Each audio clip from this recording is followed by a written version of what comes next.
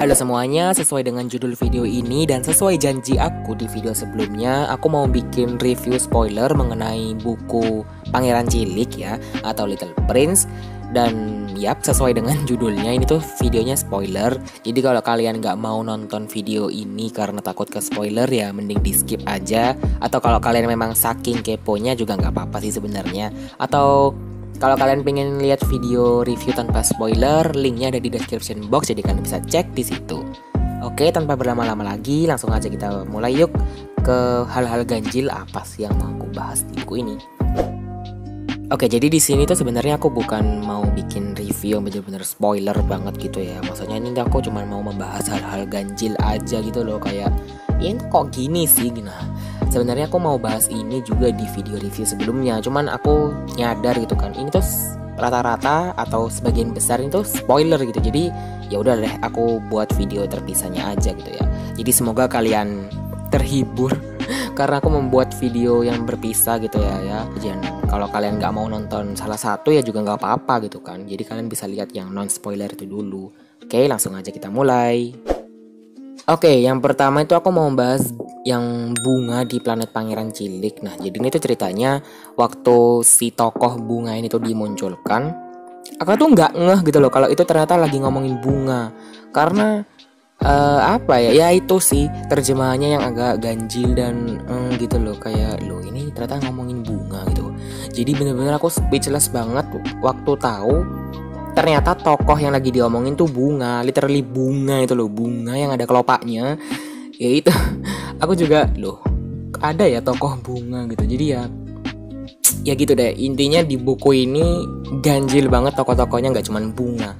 Makanya itu aku bilang di video sebelumnya kalau tokoh-tokohnya itu pakai benda, bukan pakai orang gitu kan. Maksudnya bukan pakai nama orang gitu kan. Jadi ya gitu deh. Bener-bener kayak kok pakai bunga sih. Dan jujur apa ya, ketika tokoh bunga ini dimunculkan itu aneh gitu loh intronya.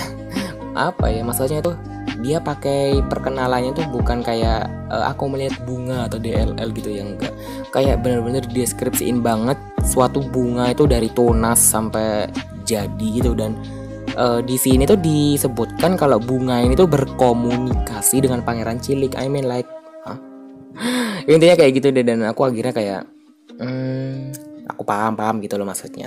Pertamanya tuh aku nggak paham kalau itu tokoh bunga, beneran bunga gitu loh. Aku kira tuh Pangeran Cilik lagi halusinasi, kayak ketemu orang yang dia anggap mirip bunga gitu, mungkin karena saking cantiknya atau whatever. Ternyata enggak, itu beneran bunga. Oke, sekarang aku mau bahas ke hal ganjil yang kedua yang mau aku bahas, yaitu adalah savage moment antara Pangeran Cilik dan pengusaha. Nah, jadi ceritanya tuh si Pangeran Cilik ini kan udah pindah-pindah planet gitu kan. Nah, ini dia yang aku maksud perjalanan itu tadi yang di video sebelumnya. Jadi Pangeran Cilik ini tuh memang lagi melakukan perjalanan gitu. Jadi dia tuh kayak loncat-loncat, bukan loncat ya, itu apa ya? Aku juga lupa, mohon maaf. Pokoknya dia tuh pindah-pindah planet gitu untuk mengunjungi beberapa planet yang ada di sekitar planetnya gitu deh. Dan dia tuh pengen tahu yang menghuni planet itu siapa. Jadi ketemulah dia sama salah satu penghuninya, yaitu pengusaha ini. Dan waktu itu pengusaha itu kayak sombong gitu loh, kayak aku punya 500 juta sekian bintang gitu lah ya. Dan dia bilang itu milik dia gitu kan. Terus Pangeran Cilik nanya, loh kan ada raja yang berkuasa itu tapi tidak memiliki. Dan aku setuju jujur sama hal itu sih, karena iya juga ya, berkuasa itu bukan berarti kita memiliki gitu kan. Dan waktu itu si pengusaha akhirnya nanya, kamu punya apa saja gitu kan di planet kamu. Dan si Pangeran Cilik ini tuh bilang gitu kan, kalau aku punya 3 gunung, terus aku punya 1 bunga, terus apa ya satunya aku lupa jujur. Pokoknya itu doang sih kayaknya ya yang disebut Pangeran Cilik. Tapi aku bangga karena bunga itu membawakan kebahagiaan. Terus gunung itu bisa aku jadikan tempat duduk apa ya kalau nggak salah, karena ada gunung yang mati gitu kan. Terus sama Pangeran Cilik tahu nggak dibalas apa? Daripada Anda punya 500 juta bintang tidak membawa dampak apa-apa. Wah, gila sih Pangeran Cilik itu emang makanya aku kan bilang kalau Pangeran Cilik tuh memandang dunia itu beda gitu loh. Dan andaikan semua orang memandang dunia seperti itu kayaknya hebat sih. Tapi kayaknya orang dewasa aja di buku ini disebutin kalau orang dewasa aja tuh nggak kayak gitu pemikirannya. Sedangkan ini Pangeran Cilik literally masih anak kecil gitu kan. Oke, sekarang aku mau bahas ketika Pangeran Cilik itu udah turun ke bumi gitu lah ya. Dan dia tuh bertemu dengan Rubah. Dan menurutku karakter Rubah ini tuh yang paling apa ya, dia tuh paling apa sih, kayak dia tuh paling tuh kan aku sampai bingung sendiri mau ngomong apa. Pokoknya karakter Rubah itu bikin aku kayak mind blowing banget gitu loh. Kayak bisa ya rubah, padahal rubah loh. Dia tuh mikirnya kayak gitu, bener-bener kayak kompleks banget. Dan apa ya aduh, aku sampai beneran bingung mau ngomong apa, karena Rubah ini tuh bener-bener gak bisa dideskripsiin banget. Cara dia berpikir, cara dia ngomong gitu lah ya. Pokoknya wow banget. Dan apalagi dia dipertemukan dengan Pangeran Cilik yang makin gitu. Dan omongan Rubah ini tuh kayak terproyeksikan gitu loh. Bukan terproyeksikan, apa ya maksudnya tuh kayak omongannya Rubah ini tuh kayak disalurkan lagi gitu loh ke si tokoh pilot itu tadi kan. Jadi si tokoh pilot ini tuh juga kayak amazed gitu loh sama si tokoh Rubah ini sendiri. Kayak ya iyalah ya, kayak anggap aja kita gitu loh, kayak dikasih tahu kalau Rubah ngomong ini, ya pasti kita akan amazed gitu loh ya. Kayak ya udahlah ya, aku aja amazed kok, jadi tenang aja. Dan aku inget banget, bukan inget sebenarnya, ini aku nyatet ada satu quotes yang pernah si Rubah itu bilang kayak gini bunyinya. Hidupku menjenuhkan, aku memburu ayam, manusia memburu aku. Semua ayam serupa dan semua orang serupa. Aku jadi sedikit bosan, tetapi kalau kamu menjinakkan aku, hidupku akan seolah-olah berseri. Aku akan mengenali bunyi suatu langkah yang berbeda dari semua langkah lain. Yang lain membuatku bersembunyi di dalam tanah. Langkahmu akan memanggil aku keluar, seperti suatu musik. Dan lihatlah, kamu lihat ladang gandum di sana. Aku tidak makan roti. Buat aku, gandum tidak ada gunanya. Ladang gandum tidak mengingatkan apa-apa. Nah, itu menyedihkan. Tetapi rambutmu berwarna keemasan. Maka akan indah sekali setelah kamu menjinakkan aku. Gandum yang keemasan akan mengingatkan aku padamu. Dan aku akan menyenangi suara angin di atas gandum.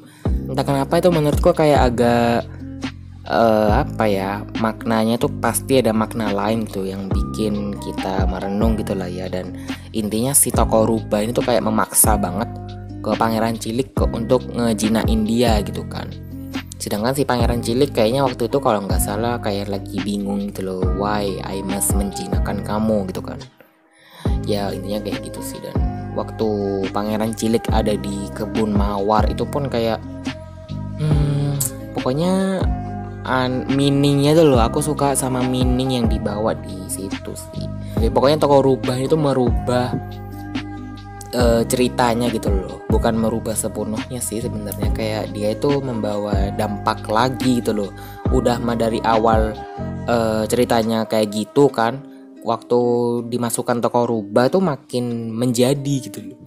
Aku nggak tahu sih, pokoknya mungkin kalian ada yang merasa juga kalau tokoh Rubah ini membawa dampak yang beda gitu. Coba kasih tahu di kolom komentar di bawah ya. Oke, sekarang masih ke poin keempat. Sumpah ini video kayaknya lama banget, I'm so sorry. Yaitu Pangeran Cilik dan petugas kereta. Jadi waktu itu kayak Pangeran Cilik ngeliat gitu loh, ada 3 rel gitu kan. Dan yang pertama itu kereta apinya ke kanan gitu kan. Terus si Pangeran Cilik nanya, itu mau kemana? Itu ke suatu tujuan gitu katanya si petugas kereta. Itu bukan petugas kereta ya, apa ya, aku lupa. Pokoknya yang ngurusin kereta gitu loh. Jadi aku panggil petugas kereta aja. Nah terus kemudian ada kereta lagi, tapi di jalur kedua dia itu belok ke kiri gitu kan. Bukan belok, apa sih maksudnya, dia tuh arahnya ke kiri gitu loh, ya Allah. Dan akhirnya Pangeran Cilik tanya, itu kenapa kok keretanya balik gitu kan. Itu bukan balik, itu di jalur berbeda.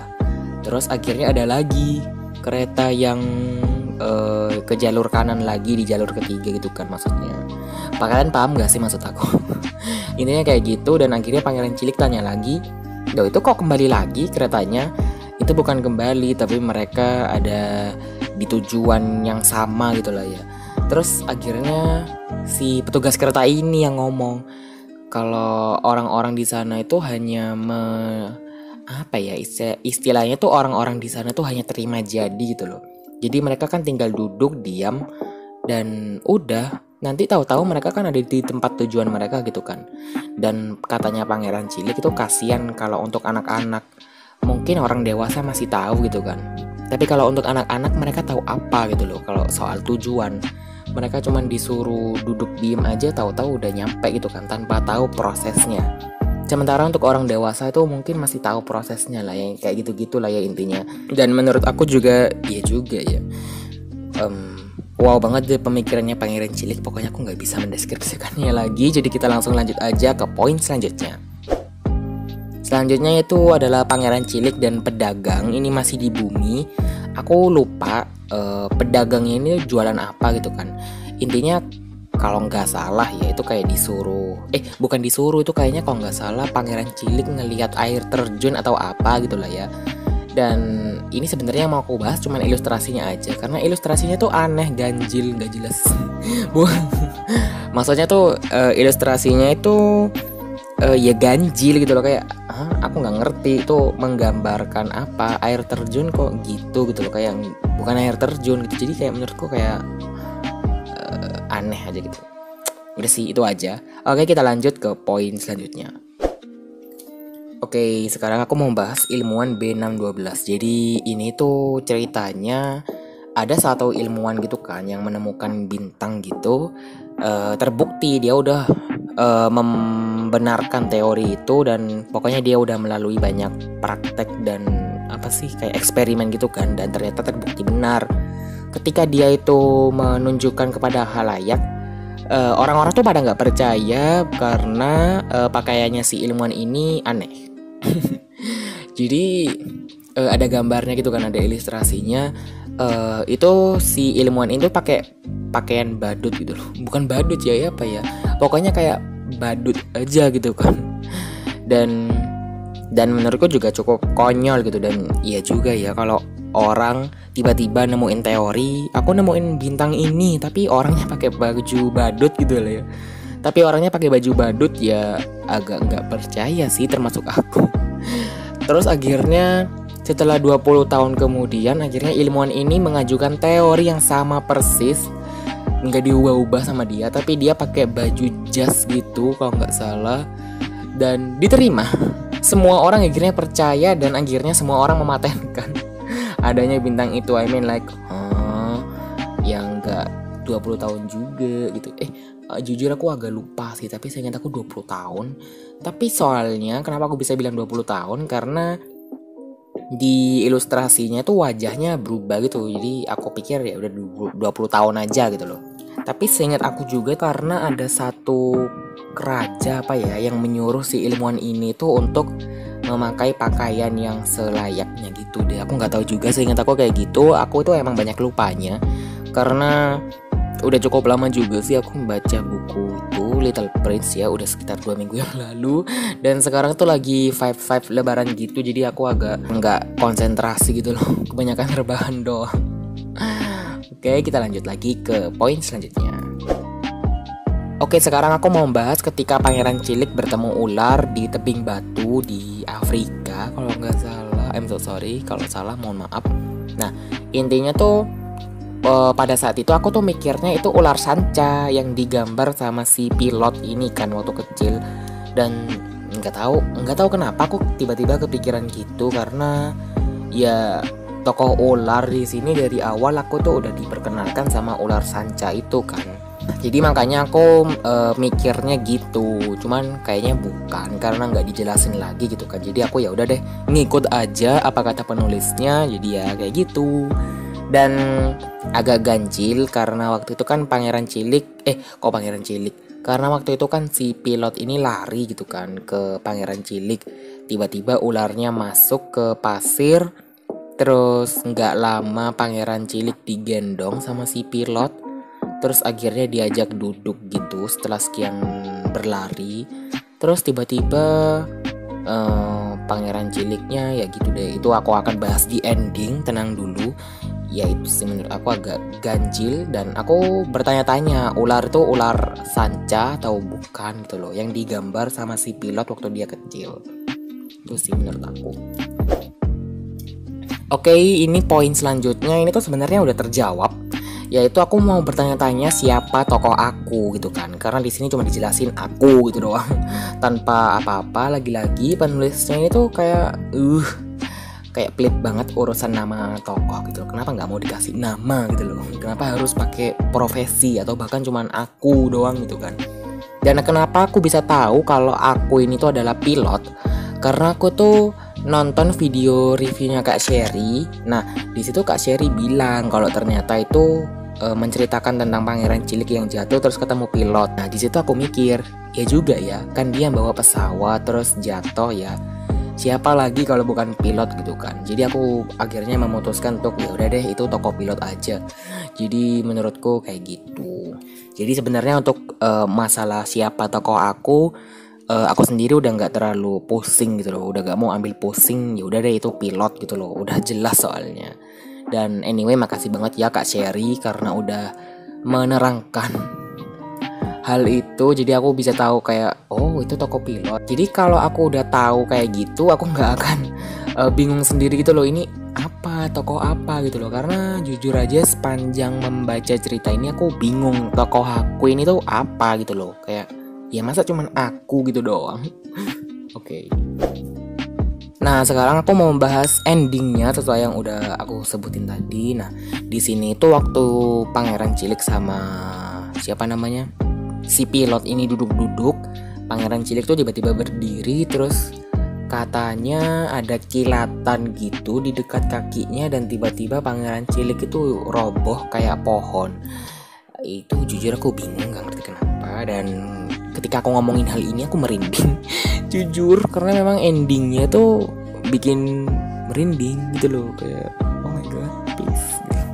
Dan itu masih menjadi hal yang misteri banget buat aku, kayak ini kenapa kok tiba-tiba kayak gini sih. Nah, pokoknya aku bingung aja gitu loh, kayak ini maksudnya apa gitu kan, kok tiba-tiba pangeran cilik rebah gitu dan tiba-tiba udah mati gitu loh istilahnya aku juga gak ngerti itu pangeran cilik meninggal atau gimana sih. Coba kalian tulis dong di kolom komentar di bawah biar aku dapat penjelasan. Oke, ini adalah poin terakhir yang mau aku bahas, yaitu adalah reaksi setelah aku selesai baca. Dan reaksiku ya macem-macem. Pertamanya aku masih nggak terima kalau pangeran cilik itu emang bener-bener nggak ada. Maksudnya tuh kayak pangeran cilik udah nggak ada gitu loh. Terus apa ya, pokoknya aku kayak sedih, terus aku kecewa entah kenapa, pokoknya yang campur aduk banget deh perasaanku. Dan aku juga masih gak ngerti banget itu kenapa pangeran cilik tiba-tiba rebah gitu loh. Dan reaksi yang paling mendominasi itu sebenarnya adalah merinding. Nah, jadi waktu itu aku baca buku ini, lebih tepatnya aku ngabisin buku ini tuh waktu aku malam hari, dan itu aku ngelihat langit gitu kan. Dan di sini itu ada narasi tentang langit dan bintang gitu. Katanya sih si pilot ini setelah pangeran cilik itu udah nggak ada, dia bilang kalau bintang-bintang tuh seolah-olah tertawa ke dia. Dan disitu aku merinding gitu loh waktu ngelihat langit, kayak oh my no way gitu loh. Pokoknya kayak merinding aja gitu, aku juga nggak ngerti kenapa. Jadi ya itu sih menurutku, reaksiku juga kebanyakan merinding karena bacanya juga malam hari. Jadi ya gitu, kayak meaningful gitu loh. Jadi waktu aku ngelihat langit malam, nggak tahu kenapa kayak keseluruhan ceritanya tuh langsung kebayang-bayang lagi di otakku tuh. Aku juga nggak ngerti kenapa. Oke, aduh capek banget ya ternyata. Aku kira tuh kalau review spoiler tuh aku bakal bebas gitu loh mengekspresikan. Ya memang bebas banget, tapi aku gak nyangka kalau durasinya akan panjang. Dan lagi-lagi aku minta maaf banget kalau misalnya durasinya kepanjangan. Jadi nanti aku akan taruh timestamp gitu deh, jadi biar kalian tahu poin-poin apa yang mau aku bahas di video ini. Dan untuk mempersingkat waktu, makasih banget buat yang udah nonton. Segini dulu untuk videonya, and I'll see you on my next one. Bye.